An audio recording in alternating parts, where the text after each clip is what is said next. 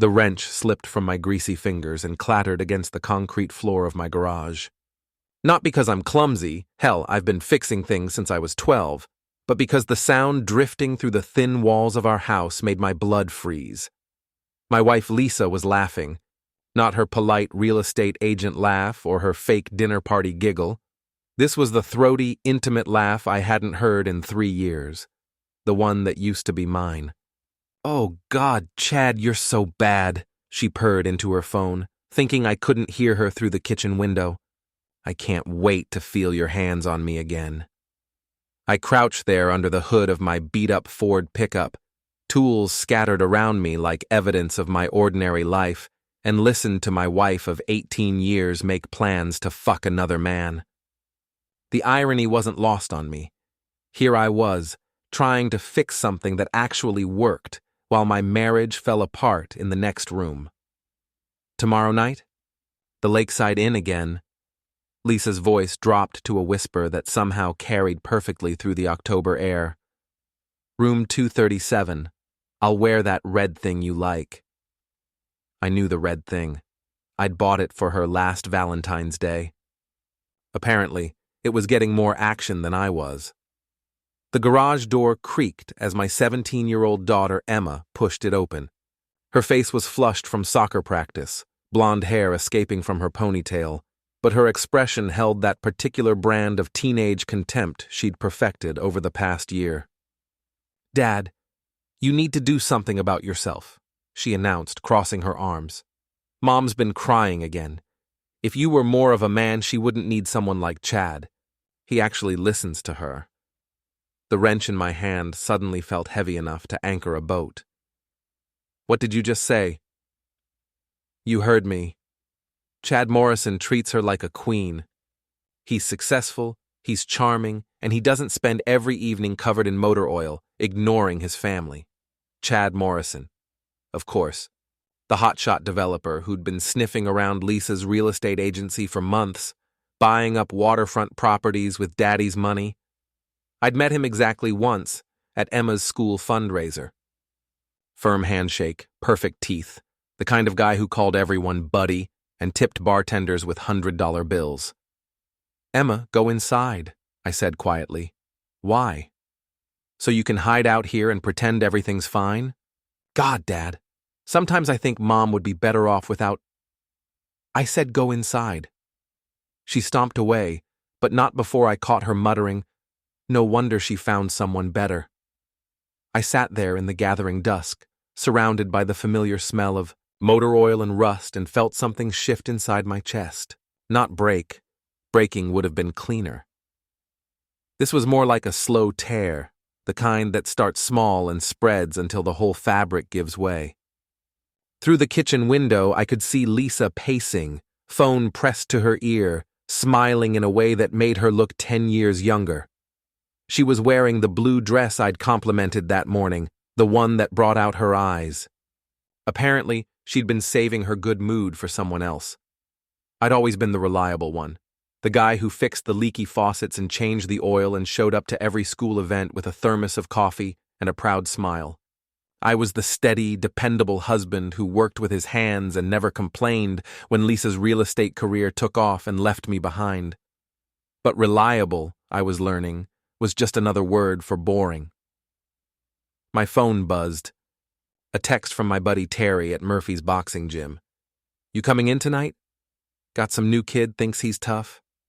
I looked at my hands, still steady despite everything. At 43, I wasn't the fighter I'd been in my 20s, but I still had quick reflexes and a mean right hook. More importantly, I had the kind of controlled anger that came from years of swallowing insults and keeping the peace. Maybe it was time to stop keeping the peace. I typed back, "On my way." "And Terry? I might need to work out some aggression tonight." "That's what the bags are for, brother." As I cleaned the grease from under my fingernails, I caught sight of myself in the cracked mirror hanging on the garage wall. Brown hair going gray at the temples, lines around my eyes from squinting at engine parts, shoulders still broad from years of physical work. I wasn't movie star handsome like Chad Morrison, but I wasn't hideous either. I was just invisible. But invisible men, I reflected as I grabbed my gym bag, see everything. 3 weeks later, I'd learned more about my wife's affair than any husband should have to know. Lisa wasn't just cheating, she was sloppy about it. Hotel receipts in her purse, new lingerie hidden in the back of her closet, a burner phone she thought she'd hidden in her car's glove compartment. The phone was a goldmine. Months of texts, photos I wish I could unsee, and detailed plans that made it clear this wasn't some spontaneous fling. This was a full-blown relationship, complete with pet names, Tiger for him, Goddess for her, and future plans that apparently didn't include me.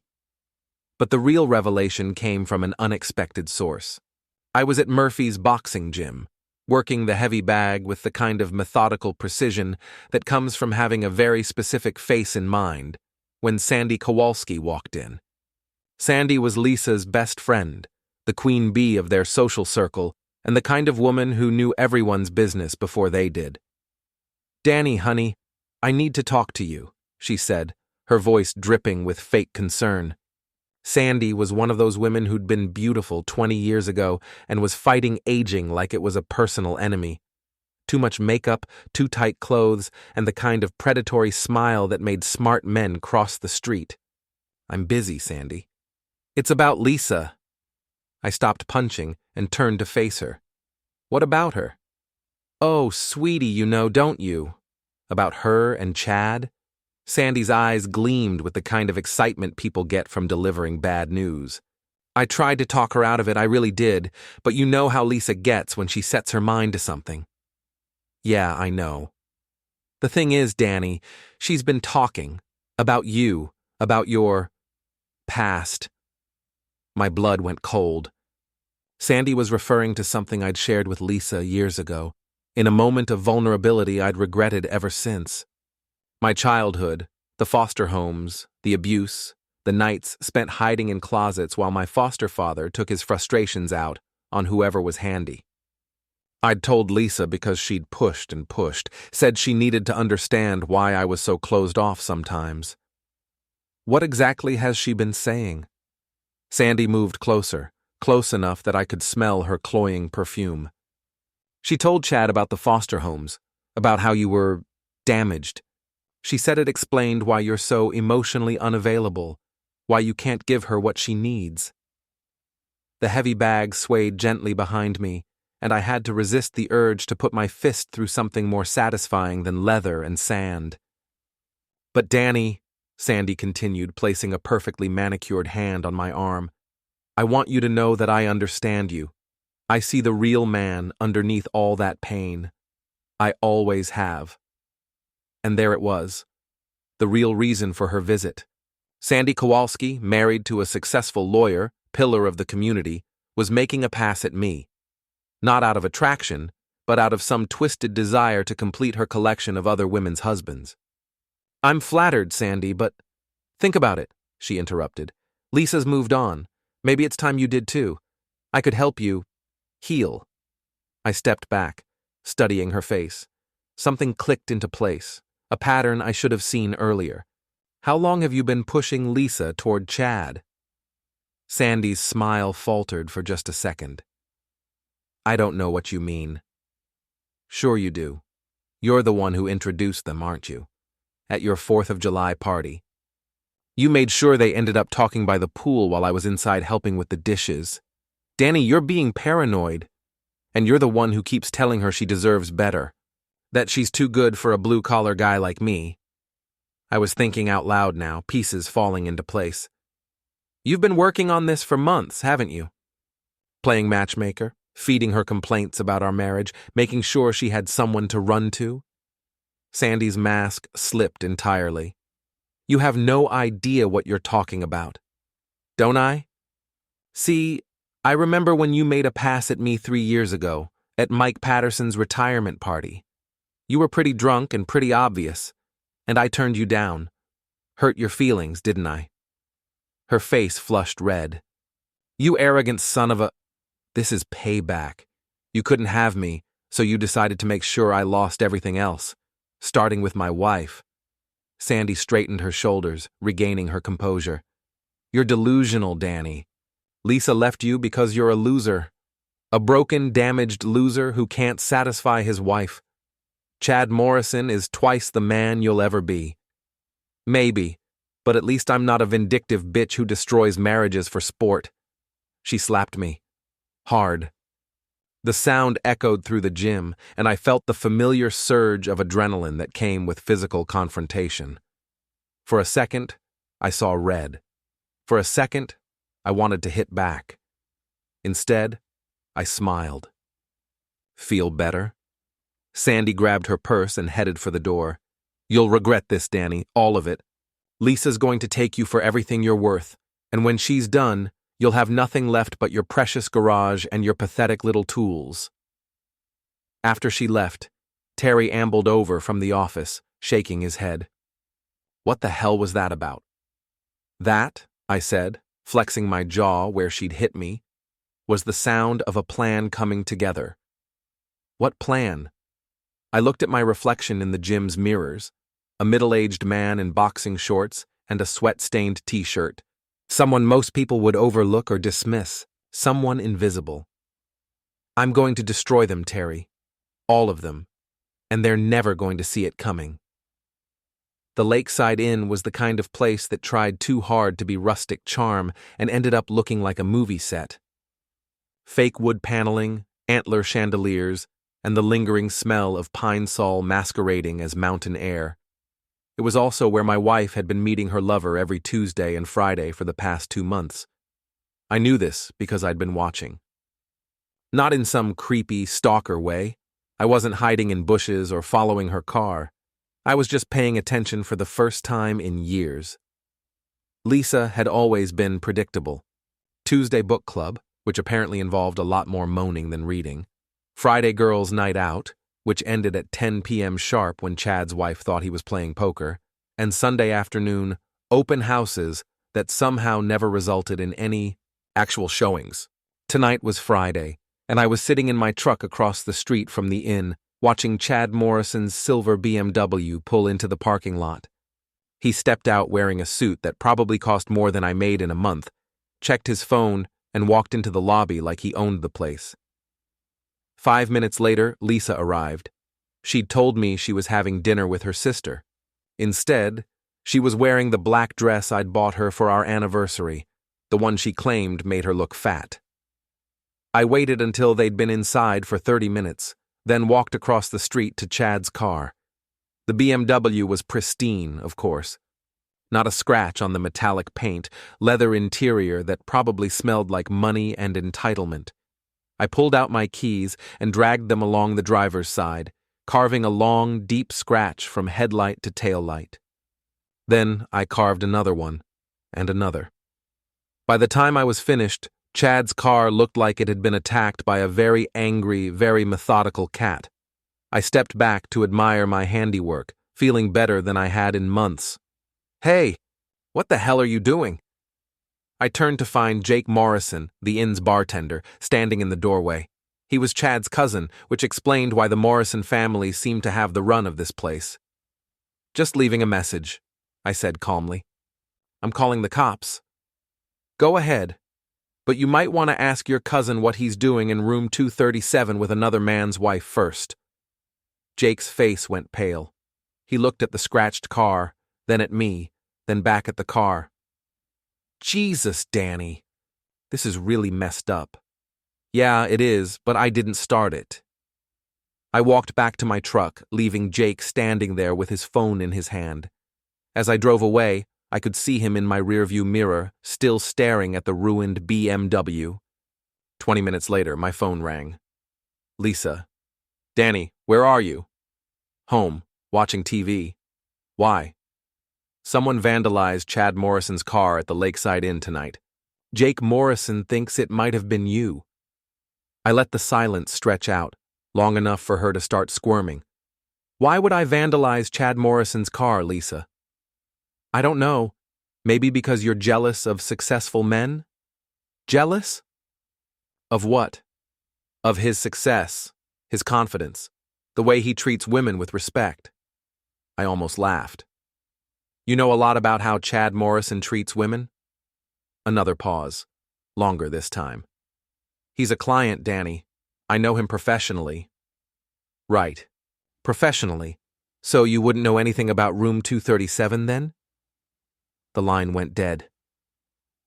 An hour later, she came home. I was in the garage, pretending to work on the truck's transmission, when she appeared in the doorway. Her makeup was smeared, her hair mussed, and she had that guilty, defiant look I'd seen on Emma's face when she was caught sneaking out. "We need to talk," she said. "About what?" "About your behavior. About the way you've been acting lately." I wiped my hands on a rag and stood up. How have I been acting? Suspicious, paranoid, following me around, asking questions. And now this thing with Chad's car. I never said I touched Chad's car. You didn't have to. Jake Morrison saw you, Danny. He saw you key that car like some kind of psychopath. Psychopath. That's a strong word. Lisa stepped into the garage, closing the door behind her. In the harsh fluorescent light, she looked older than her 39 years, tired, worn down by maintaining lies. "I know what you think you know," she said quietly. "But you're wrong." "Am I?" "Chad and I, we're friends. Good friends. Maybe we've gotten a little too close, but nothing's happened. Nothing physical." I pulled out my phone and scrolled to the photos I'd taken from her burner. Lisa naked from the waist up, smiling at the camera. Lisa in lingerie I'd never seen before. Lisa in positions that were definitely physical. Her face went white. "Where did you get those?" "Does it matter?" She lunged for the phone, but I pulled it back. "Give me that." "Why?" "They're just pictures of friends being friendly, right?" Lisa's composure cracked completely. "You bastard. You went through my things. You spied on me like some kind of stalker." I paid attention. For the first time in our marriage, I actually paid attention to what my wife was doing. And you know what I found? She was crying now, mascara running down her cheeks. "Danny, please, let me explain." "Explain what? How you've been fucking Chad Morrison for 3 months? How you told him about my foster care history, about the abuse, about things I trusted you with. How you and your friends sit around laughing about what a pathetic loser I am. I never—" "Sandy told me, Lisa. She told me everything. How you call me damaged goods. How you say I'm emotionally unavailable because of what happened to me as a kid. How you use my trauma as an excuse for your cheating." Lisa sank onto an overturned crate, her face in her hands. "I'm sorry. God, Danny, I'm so sorry." "No, you're not. You're sorry you got caught." I knelt down in front of her, close enough to smell Chad's cologne on her skin. "But here's the thing, Lisa. I'm not the same man I was 3 months ago. I'm not the guy who fixes your car and pays your bills and pretends not to notice when you treat him like shit." She looked up, tears streaming. "What are you saying?" "I'm saying the gloves are off. You want to play dirty? Fine. But remember, I'm the one who knows where all the tools are."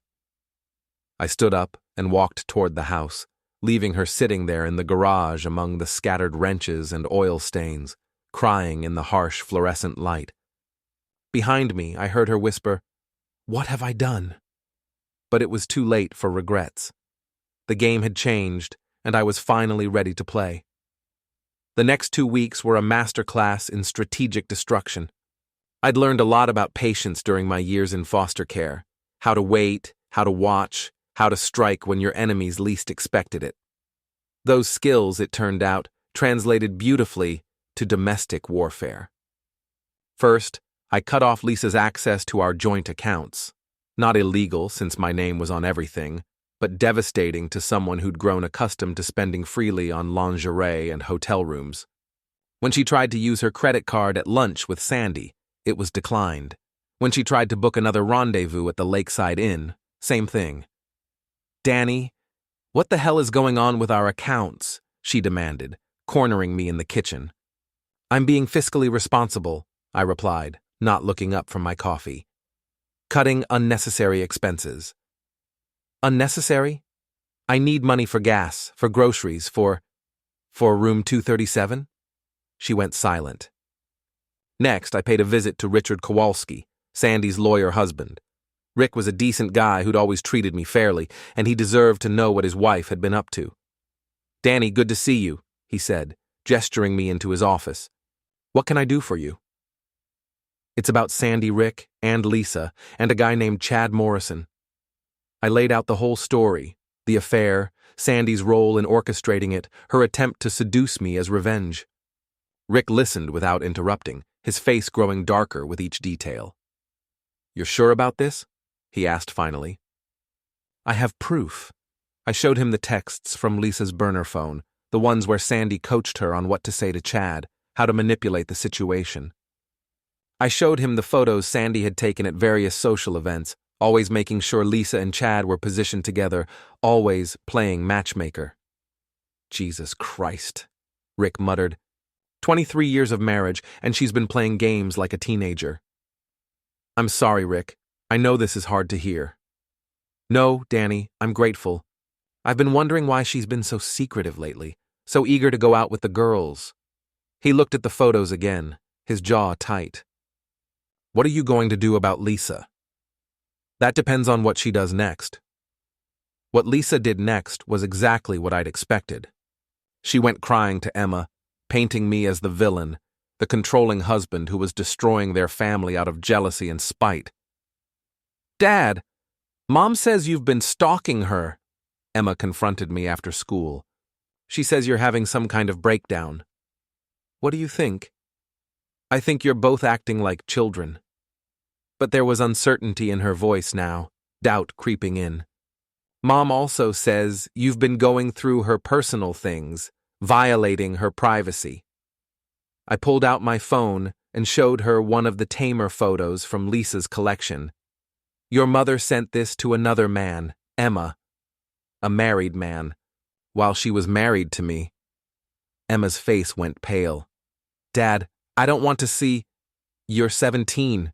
You're old enough to understand that actions have consequences." I put the phone away.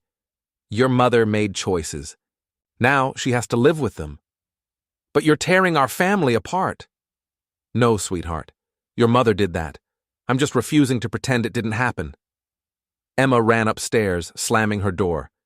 An hour later, I heard Lisa on the phone with Chad, her voice shrill with panic. "She knows, Chad. Emma knows about us. Danny showed her pictures." I couldn't hear Chad's response, but Lisa's reply was clear enough. "I don't care what it costs. I want him out of this house." That night, Lisa served me with divorce papers. She'd hired Margaret Chen, the most vicious divorce attorney in the county, and she was going for blood. Adultery might be grounds for divorce in Maine, but Lisa was claiming emotional abuse, financial control, and psychological manipulation. According to the papers, I was an unstable, potentially dangerous man who'd been terrorizing my wife and needed to be removed from the family home immediately. "Interesting strategy," I told her as I read through the documents. "Claiming I'm abusive while you're the one who's been cheating." "I have witnesses, Danny. People who've seen your erratic behavior, your threats, your vandalism." "Sandy, you mean Sandy and others. People who care about me and want to protect me from you." I set the papers down and looked at my wife, really looked at her. She was wearing makeup to cover what looked like stress-induced breakouts, and she'd lost weight in an unhealthy way. The affair was taking its toll on her, too. "You know what the funny thing is, Lisa? I might have forgiven the cheating. People make mistakes, marriages go through rough patches. But using my childhood against me? Sharing my trauma with your boyfriend and your friends? That's unforgivable. Danny, I trusted you with the worst parts of my past, and you weaponized them. You turned my pain into entertainment for your social circle." She had the grace to look ashamed. "I never meant for it to go this far. But it did, and now we're here." I signed the papers and handed them back to her. "You want a war, Lisa? You've got one. But remember, you started this fight. Don't complain when I finish it." The next morning, I drove to Chad Morrison's office. His real estate development company occupied the top floor of the newest building downtown, all glass and steel and the kind of modern architecture that screamed new money. Chad was exactly as I remembered him, tall, handsome in a generic way, with the kind of confidence that came from never having to worry about money. He looked up from his desk as I walked into his office, and I saw the exact moment he recognized me. "Mr. Sullivan, what can I do for you?" "You can stop fucking my wife." Chad's secretary, a young woman who'd probably heard worse things in this office, discreetly closed the door and disappeared. "I think there's been a misunderstanding." "No misunderstanding. I know about the Lakeside Inn. I know about room 237. I know about the lingerie and the photos and the plans you've been making for after my wife divorces me." Chad leaned back in his leather chair, studying me. "Your wife is an adult, Mr. Sullivan. She can make her own choices." "Absolutely, and I can make mine." I pulled out a manila folder and set it on his desk. "These are copies of financial documents I found in Lisa's car. Seems she's been sharing information about your business dealings with some very interested parties." Chad opened the folder, and his face went white. Inside were copies of invoices, contracts, and correspondence that painted a very unflattering picture of his business practices: inflated costs, kickbacks to city officials, environmental shortcuts that bordered on criminal. "Where did you get these?" "Lisa's been photocopying your documents when you're in the shower. Pillow talk gets expensive when you're sleeping with someone else's wife." It was a lie, of course. I'd gotten the documents from a private investigator I'd hired, a guy who specialized in corporate fraud. But Chad didn't need to know that. "What do you want?" "I want you to stay away from my wife. I want you to end this affair. And I want you to disappear from our lives." "And if I don't?" I smiled. "Then these documents find their way to the EPA, the State Attorney General, and the Portland Press-Herald. Your choice." Chad stared at the papers, then at me. "You're bluffing." "Am I?" "Your BMW would suggest otherwise." I stood up and walked toward the door. "You have 24 hours to make your decision, Chad. Choose wisely." As I left his office, I could hear him frantically dialing his phone. Probably calling his lawyer or his accountant, or maybe even Lisa. It didn't matter. The pieces were in motion now, and there was no stopping what came next. The endgame was about to begin. The town's annual Harvest Festival was always held in the square downtown, with local bands, food vendors, and enough small-town politics to fuel gossip for months. It was also where Lisa had planned to make her grand debut as Chad Morrison's new girlfriend, now that she'd filed for divorce and could stop pretending to care about discretion. What she didn't know was that I'd been planning for this moment too. I arrived early, setting up near the main stage where the mayor would give his usual speech about community values and supporting local businesses. I'd brought a microphone and a small PA system, the kind I used for announcing at Emma's soccer games. Nothing fancy, but loud enough to carry across the square. Lisa and Chad arrived around noon, making their entrance like some kind of power couple. She was wearing a new dress, red, expensive, the kind of thing she never would have bought when she was spending our money on household necessities instead of affair accessories. Chad was in his usual uniform of casual wealth, designer jeans, Italian leather shoes, and a watch that cost more than most people's cars. They worked the crowd like politicians, shaking hands, making small talk, accepting congratulations on their new relationship with the kind of shameless confidence that comes from believing your own lies. Sandy Kowalski was there too, of course, playing the role of supportive best friend. She'd been noticeably absent from social media lately, probably because Rick had frozen their accounts and moved into his brother's guest room, but she was putting on a brave face for Lisa's big day. I waited until the crowd was at its largest, right after the mayor's speech and before the band started playing. Then I stepped up to my microphone. "Ladies and gentlemen, if I could have your attention for just a moment." The crowd turned toward me, curious. I saw Lisa's face go pale as she realized what was happening.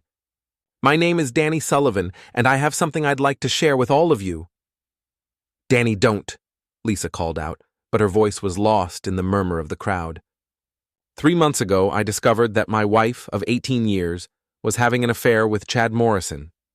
I gestured toward them, and the crowd's attention shifted. Now, I know what you're thinking. These things happen, marriages end, people move on, and you'd be right. I paused, letting the tension build. But this isn't just a story about adultery. This is a story about betrayal, manipulation, and the kind of cruelty that happens when people think they're smarter than everyone else. Chad started pushing through the crowd toward me, but my old boxing buddies from Murphy's gym had positioned themselves strategically. Terry caught Chad's arm and shook his head. Let the man speak.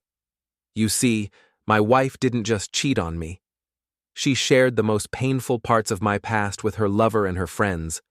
She turned my childhood trauma, abuse, neglect, years in foster care, into entertainment. She used my pain to justify her betrayal. The crowd was dead silent now. In a small town like ours, everyone knew everyone else's business. But this was different. This was raw, public, devastating.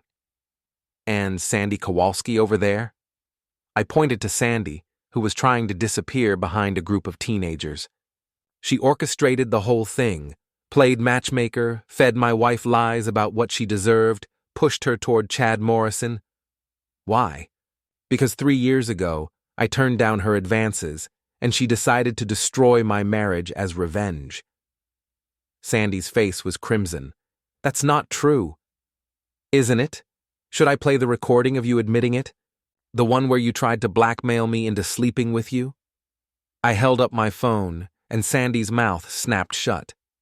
But here's the really interesting part, I continued, warming to my theme.